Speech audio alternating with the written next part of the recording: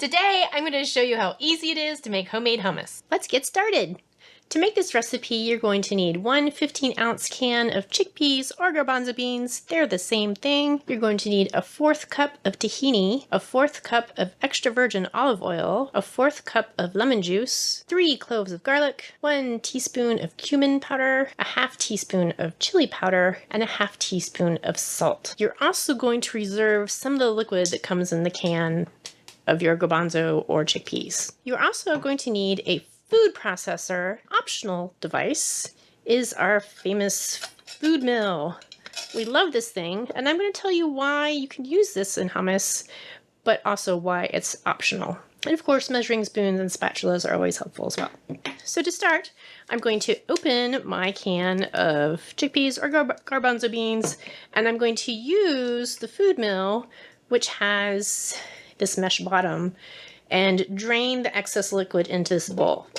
The reason why I'm doing this is I want to actually use some of that liquid in my recipe. If you opt not to use the food mill, then you can just go ahead and strain off the liquid from the beans. The trick to making a super creamy hummus is to separate the peas from their casing, and that's why I'm going to be using the food mill.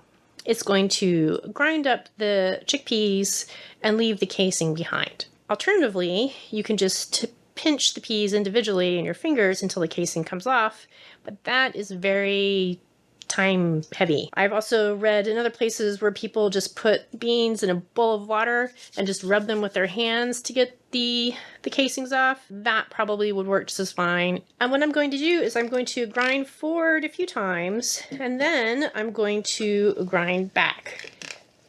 And I'm going to keep going forward and then back. And this is going to help clear off anything that gets stuck in the bottom, because lots of the times when you're using the food mill, it just mashes everything to the bottom and it doesn't push it through. So when you do that back motion, it kind of clears and restarts. But I just realized I forgot to get my 1/4 cup of reserved liquid out before I started this mess. So let me go get a container. All right, so now that I've drained my peas, I've got an extra container and my 1/4 measuring device.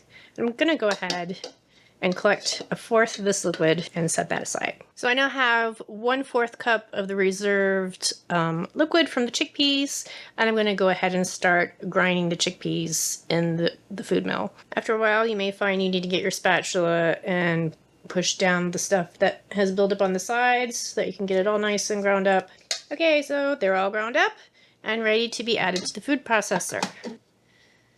My 1/4 of a cup of the reserved chickpea liquid, 1/4 of a cup of tahini, 1/4 of a cup of extra virgin olive oil, 1/4 of a cup of lemon juice, 3 cloves of garlic, 1 tablespoon of ground cumin, 1 teaspoon of ground cumin, a 1/2 teaspoon of chili powder, and a 1/2 teaspoon of salt. Now this is just a basic garlic hummus recipe. If you were planning on creating a topping for your hummus, you can stick with this basic recipe, or you can omit the spices and leave your flavor profile to whatever topping you use. And you're going to pulse. Once you make sure that everything is blending well, I don't need to pulse it anymore. I can just go ahead and turn it on for roughly 2 to 3 minutes. After it's well blended, go ahead and transfer it to a serving or storage container. So we're all set. Today we're going to sample it using celery sticks rather than the traditional pita bread. Because I'm lazy and didn't make any. That's why. But it tastes really good on celery sticks. I like it on carrot sticks as well. She puts a ton of spices and stuff in this. Like there was cumin and chili powder, right? Mm-hmm. That actually really come through.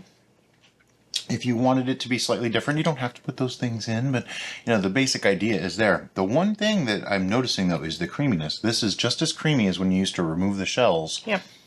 Did you talk about that? I did. I really wasn't here, but it's just as creamy. I think the food mill really does a great job of that. It saves you time. So, if you don't consume this immediately, as we just might, no, we won't. We're going to show restraint. You want to go ahead and cover it and keep it in the refrigerator. It should last... as long as you'll let it.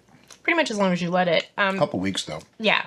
And in the refrigerator, it may condense and solidify slightly.